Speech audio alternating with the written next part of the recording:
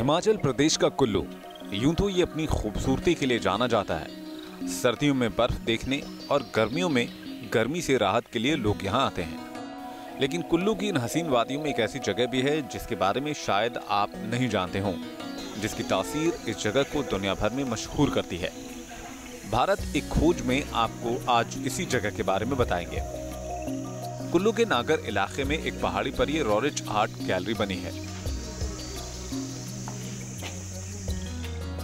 यहाँ एक पेंटर की कुछ बेहतरीन पेंटिंग्स रखे हैं। वो पेंटर थे निकोलस, जिनकी अपनी एक दिलचस्प कहानी है। साल 1928 में जब अंग्रेजों से आजादी के लिए देश लड़ रहा था, तो मशहूर रूसी पेंटर निकोलस कुल्लू घूमने आए थे और कुल्लू उन्हें इतना पसंद आया कि वो यहीं के होकर रह गए।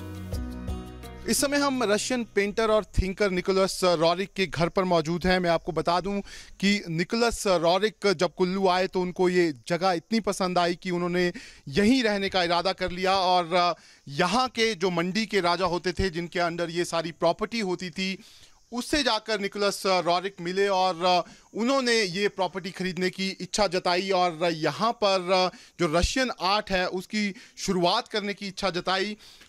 यहाँ के जो राजा थे उन्होंने उनको ये प्रॉपर्टी दे दी, जिसके बाद निकोलस रॉरिक सबसे पहले आकर इसी घर में उन्होंने यहाँ पर रहना शुरू किया और यहीं पर उन्होंने अलग अलग तरह की पेंटिंग्स जो हैं वो यहाँ पर बनाना शुरू की। पंडित जवाहरलाल नेहरू ने यहाँ पर इंडो रशियन एसोसिएशन बनाने के लिए भी रॉरिक को कहा।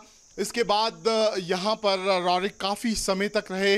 अगर यहाँ पर आप नज़र डालें, देख सकते हैं आप पंडित जवाहरलाल नेहरू और इंदिरा गांधी के साथ भी यहाँ पर निकोलस रॉरिक की फ़ोटोज़ जो हैं वो यहाँ पर मौजूद हैं। साल 1920 के दशक में निकोलस का नाम दुनिया में काफ़ी मशहूर हुआ था। नाम सिर्फ एक कलाकार की हैसियत से नहीं, बल्कि उस वक्त रूस के राजनीतिक बदलाव में भी उनका जिक्र आता है। वो दुनिया के कई देशों में घूम चुके थे, लेकिन रहने के लिए उन्हें कुल्लू पसंद आया। जमीन खरीदकर ये घर भी उन्होंने खुद ही बनवाया था। वो यहीं बैठकर सारी अपनी जो आर्टिस्टिक चीज़ें थी वो यहीं पर करते थे।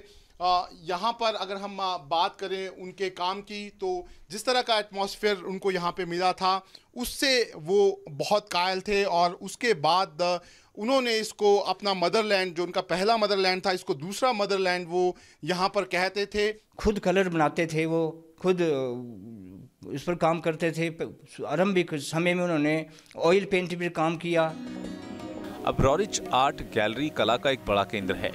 देश विदेश से उनकी पेंटिंग्स के मुरीद हर साल यहाँ आते हैं और इसके साथ ही रूबरू होते हैं कि ऐसे कलाकार से जो हिंदुस्तान में एक अनमोल खजाना छोड़ गया, एक धरोहर सौंप गया।